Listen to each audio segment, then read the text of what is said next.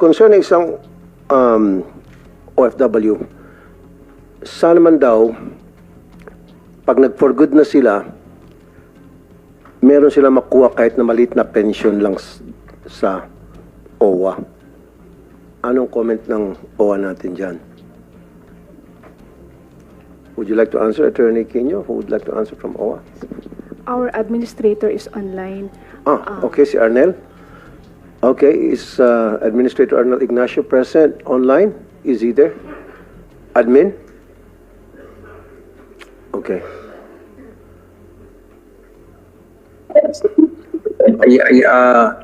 Oh, nagulat ako. Good afternoon, Senator. Gulat ako. Pasensya na po, medyo mahina yung signal po. Hindi, nagulat ako sa book mo. Sige. Okay, sige. Go. Okay, admin. When I was in Hong Kong, sabi ko nga, may lumapit sa akin na OFW at sinabi niya, paano kung halimbawa nag-for good na yung isang OFW, tulad ko, 30 years na ako, sana man lang, magkaroon daw yung mga mag-for good na OFW ng kahit maliit na pension from OWA. Ano pong reaction niya dyan? Admin. Yes, inilapit na po sa amin yan, Senator. Pero po sa pensyon, hindi po kasi expertise ng OWA ang magbigay ng pensyon, and I think the funds will not be enough to cover for pension. But then, we're not saying that we're stopping there. We will pag-aaralan po natin yan, pero for the meantime, we are coordinating closely with the SSS and the DMW para pag-aralan po yan. In the meantime, ang mga programa po nating existing, meron po tayong tulong puso, wherein we can, the reintegration can be addressed. Meron din tayo kung sa mga existing negosyo, meron din tayo ng EDSP na pwede sila natutulungan namin sila mag-loan, at marami pa tayong maaring maibigay sa kanila na magiging support sa kanila pong maitatayo na kung ano mang proyekto. At bukas naman po yung opisina natin to makinig at tingnan po ano po yung magandang solution dito. But for the meantime, yung pong pensyon ay aaralin po natin dahil medyo kailangan po namin talaga dito ng matibay na guide from those who are experts when it comes to pension. Okay, so I mean, ito yun sabi nung OWA Hong Kong when I talked to one of your staff doon, meron naman daw rebate after na mag-for good na yung isang OFW, rebate from the OWA contribution na pinapasok niya as member nga, di ba? Kaso ang rebate is 1,000 lang. Halimbawa, tulad ito isang comment ng isang OFW na 30 years siya, 30 years siya sa bilang OFW, tuloy-tuloy kanyang annual contribution sa OWA para sa membership, and yet, pagdating ng for good niya, 1,000 pesos rebate lang natanggap niya. Parang insulto ata yun. Opo. Yung pong rebate ay base po sa kanyang contribution, which is $25 every 2 years. And then kung siya po ay hindi naman nakakuha ng kahit anong benepisyo sa loob ng 10 taon, dyan po natin kukumputin yung kanyang rebate. So kung gaano pong karami yung kanyang naging contribution na $25, dun po natin ibabase at sa haba po ng panahon na kanya pong ibinigay yan sa OWA. Okay. Hindi po rin kasi nakalakihan dahil yun lang po yun every 2 years. So again, aralin po namin ito kung paano magkakaroon tayo ng mas mahusay-husay at mas katanggap-tanggap na response pagdating po rito. That's good. I'd like to hear that. Thank you, Administrator Arnel Ignacio. Kasi nga naman, 1,000 pesos ang matatanggap mo after 30 years, wag na lang magbigay kung ako tatanungin. Opo. Di ba? Pag-aralan nyo na lang po. Let's see what you can do. Pag-aralan po namin. Sige. Now, pangalawa, ito po. Maraming salamat po, Senator. And this is a very serious matter now. Nasa Hong Kong ako, naglalakad ako sa isang kalye and kinausap ko ng isang OFW at sabi niya, sir, na concern na, kaalarma na, palaging may nagpapakamatay na OFW dito sa Hong Kong. Sabi ko, anong dahilan? Dahil daw sa money problem. Tinawagan ko si si Secretary Kakdak, that very moment, after a few minutes. And salamat at sinagot ako ni Secretary Kakdak. Although gabi na yun, if I'm not mistaken, 2023, merong 6 na nag-suicide. And then 2024, 5 nag-suicide. And then 2025, as of April, 1. That's very alarming for me. So, monitor ba ito ng OWA, ng DMW? And if monitor niya ito, ano pong ginagawa natin para mapigilan po ito na magkaroon pa ng ganitong klaseng issue? Sige po, Sen. Maraming salamat po. Ito pong mga kaso na, lalo na yung huling kaso na nadatna natin sa kinasamaang palad at tinutulungan po ang pamilya sa kasalukuyan. Ang nakikita pong dahilan ay itong pagkakaroon ng kautangan na hindi nabayaran. Una, dalawa ang obserbasyon po namin dito. Mataas ang interest rate. Umaabot ng hanggang 48% ang interest rate. At number 2, yung manner of collection. Nag-hire yung mga loan sharks ng hindi karapat-dapat na mga collection agents na merong hindi karapat-dapat na modus sa pangongolekta, harassment ang kinararatnan. Kaya't ang sinagawa po natin dito ay partner po tayo sa Hong Kong Police Force para masugpo itong practice na ito. Unfortunately, sa Hong Kong, legal yung 48% na interest rate na tinatawag. Hindi maaresto yung loan shark. Pero dito sa mga harassers ay nakipag-partner tayo sa Hong Kong Police Force para magkaroon ng pagsugpo dito sa mga harassment na mga sinisingil ng utang. Ang isa pa hong nakita natin dito, Sen, ay merong isang mas malaki pang sindikatong modus dito sa pautang. Merong kaso na mga OFWs na binibigyan ng pera, kaya hindi siya pautang in a sense, binibigyan ng pera, tapos isusurrender yung ATM o bank account information. At yung pala, kaya pala ganun, gagamitin sa money laundering yung account. Kaya't meron tayong mga kababayan na naaresto for money laundering. Dito, binibigyan natin sila ng abogado. Unfortunately, sila'y merong mga kaso na sila'y nasisentensyahan ng money laundering, pero ang ginagawa natin na ililimita natin yung period ng kanilang imprisonment or confinement sa piitan. Meron din po tayong kooperasyon sa Financial Intelligence Unit ng Hong Kong Police Force kung saan sa tinatawag na post-arrival orientation kasama ang Hong Kong Police Force sa briefing. Pagdating pa lang ng OFW, kasama na yung Hong Kong Police Force sa briefing tungkol sa beware o babala patungkol sa pautang at dito nga sa money laundering na sindikato.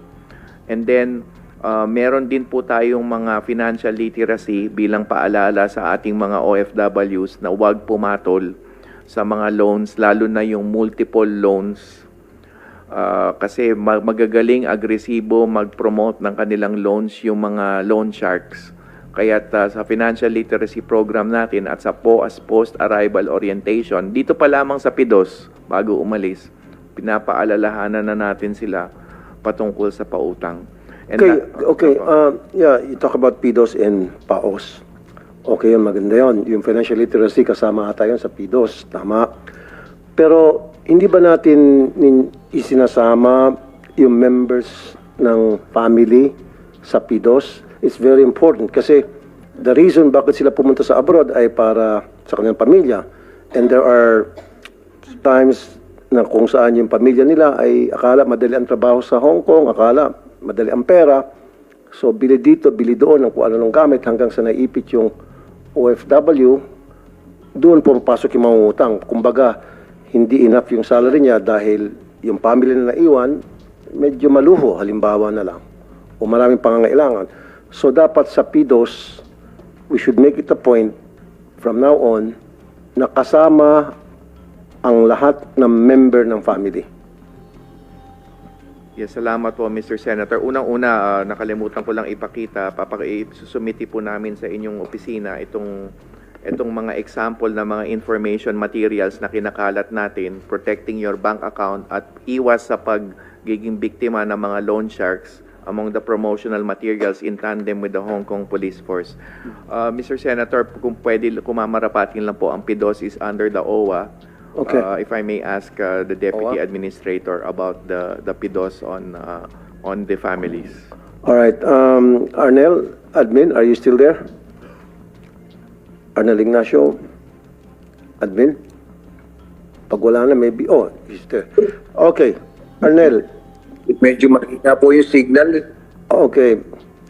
Ang sinabi ko, kasi ang pinag-usapan dito yung mataas na suicide rate sa Hong Kong ng mga OFWs at ang dahilan ay dahil nalulubog sila sa utang at napakataas ng interest rate at hindi na kayang babayaran, hinahara sila nung nagpautang, etc. Now, sabi ko, dapat sa PDOS, yung mga membro ng pamilya ng OFW kasama or mag-set aside ng another special day para sa mga family members ng OFW. Kasi kaya nagkakaproblema ng mga OFWs, nagkalubog-lubog sa utang kasi siguro maraming pangangailangan yung pamilya dito sa Pilipinas. Pasintabi, siguro mayroong mga pamilya ng OFW na maluho. Hingi dito, hingi doon, bili dito, bili doon. Tapos ikakarga doon sa kanilang kamag-anak sa Hong Kong. Itong kamag-anak sa Hong Kong, napipilit ng umutang. At bandang huli, hindi na mababayaran. Ayun, nagkakaroon ng problema, nagpapakamatay. So, sa PDOS, hindi ba sinasama yung family members? Mr. We totally agree po sa inyong yes po, Senator, Mr. Chair, we totally agree dito po sa inyong mungkahi and bubuo pa kami ng isa pang PDOS para po maisama yung pamilya. Currently, meron po programa ang OWA na umiikot po kami aside from the information dissemination programs ng OWA. Meron pa po kami parokya ng OWA na information naman din para sa mga ganyan. Pero bubuo po kami ng PDOS na isasama ang pamilya. Okay, very good. Very good. And when will that happen, admin? Ito naman po, nasa planning po kami ngayon. Isasama na po namin yan immediately. Ngayon po isasama na. Okay. Isa pa ang suggestion ng mga nakausap kong OFW, sana magkaroon daw ng help hotline. Kasi sa ngayon, merong hotline na tatawagan dito sa Pilipinas. Mahabang numero yon. And then, may sasagot, paano kung merong personal problem itong OFW at meron siyang gusto makausap at matinding kanyang pinagdaraanan, so i-refer pa siya sa isang psychologist. So another linya na naman ang tatawagan niya. So nagkakagiwang-giwang na wala bang pwedeng isang hotline na natawagan ng isang problemadong OFW at right there, right then and there, may makakausap siyang taong makapagbigay sa kanya ng payo. Especially kung medyo nabuburyong na siya dahil sa daming problema. Meron ba tayong galong hotline for distress OFWs? Arnel? May nang signal ata. I think we're having a signal problem. Yes, Sen, Chair.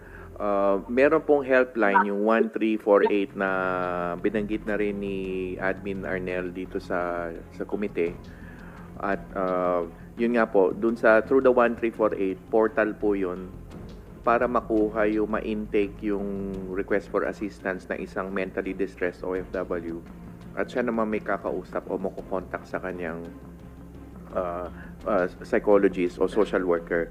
Pero bukod pa dyan, Sen, yung pinuntahan niyo po yung Global Filipino Center ng OWA ay merong at least 5 Filipino psychologists na nakatalaga po doon that provide emotional support and counseling to OFWs. Para tiyempo po kasi sila ay nandun na on some or either for work or study or scholarship at sila ay nagboboluntaryo para tumulong sa mga mentally distressed OFWs. Doon mismo sa center na ilulunsad. Inulunsad na po, soft opening, yung pinuntahan niyo po, pero ilulunsad po ng formal. Okay, so merong 5 Yes po. na At least psychologist doon At sa least office sa 5. OWA na yung pinuntahan ko. Face-to-face po. Okay. So, meron bang telephone number na pwedeng tawagan ng worker na gusto makipag-usap o makipag-appointment? Paano bang set up? Ano ba isang OFW? Meron pong phone number yung mismong migrant workers office doon. Okay. Pwedeng kontakin po yun. But bukod doon yung 1348 hotline na nabanggit ko. And that includes, yung 1348 hotline includes the families. Kasi minsan po ang mentally distressed yung anak o yung esposo. True. So, yung mga sumasagot sa hotline, ano mga qualifications po nito? Yung sumasagot po are the agents. Kaya nga, ano So po? sila po ay trained. Siguro po sa OWA side na rin Okay. po ang sasagot Kasi- po mali niyan. Kasi Para OWA sa ang akin, nag-train. dapat much better kung yung mga sumasagot sa telepono ay mga former OFWs because they can relate doon sa problema na sasabihin nung tumatawag sa kanila. Hello, Arnel? Ignacio? Admin? Yes po. Meron po kaming ilan na mga meron pong psychology background. And then idagdag ko lamang po, isa rin po sa mga pinoproblema diyan sa Hong Kong yung love life. Karagdagan din po yan na nagiging seryosong problema. So meron po kaming Love life? programa na magpapadala ho kami. Nawawala. I think we're having a signal problem. Attorney, baka alam ni Attorney Melanie Aquino, love life daw. Kala ko, financial ngayon, umiksi tayo sa love life. Yes po, Mr. Chair. Talaga pong malaki po at Opo, lumalala meron na po ang- Okay, mamaya siguro ayusin natin yung signal na ni ano. Ha? So, complementary support po ito. But doon po sa ating hotline, magdaragdag na kami pa dahil i-expand po namin yung ating call center eh. Nag-usap na po kami ni Secretary Hans na dyan po sa bagong office ng DMW dyan sa Buendia, meron po tayong i-expand na mas malaking call center and then magkakapagdagdag po tayo ng mga call Okay. center agents na Yeah, meron admin, background psychology. Admin, ang sinasabi ko kanina, sana yung mga sumasagot sa hotline ng OWA ay mga former OFWs. Kasi madali sila makarelate doon sa mga tumatawag sa hotline, makapagbigay ng advice because they've been there. Yes, Sen. Meron po tayo mga call center agents na mga OFWs.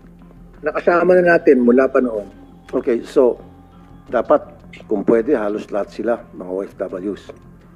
Former OFWs. It will really help a lot. Sen, if I can supplement what admin said, tama ho yung Yeah, sinasabi na may plano kami ngayon na hindi pa ho na anunsyo ng formal, but may pinaplano kami ngayon, nagpasa na ng OWA Board of Trustees ng kaukulang pondo patungkol dito. At meron na kami from the DMW side, may napipinto na kaming 30 former OFWs. Nakilala ko na po sila nung isang araw. At sila po ay ready na to be deployed dun sa sinasabi ni admin na itatayo na natin very soon. Wow. Sanib puwersa na ho ito, DMW, OWA, joint call center. Maiseserbisyohan na ho rin natin sa aspetong monitoring, yung matagal ninyo ng advocacy, Sen. Okay. Isasakay na natin dito ang monitoring work dito sa call center na ito. So hindi lang sila nag-aantay para tumanggap ng tawag, Sen. Sila mismo ang tatawag na rin. Mas maganda yon. Proactive sila. Hindi reactive. Ibig sabihin, bago dumating yung problema, sila ang pupunta doon sa problema. Okay, good. Mabalik lang tayo doon. Attorney Quino, ano yung love life na sinasabi ni admin? Yes po, Sec. Base na rin po naman po sa data ng OWA.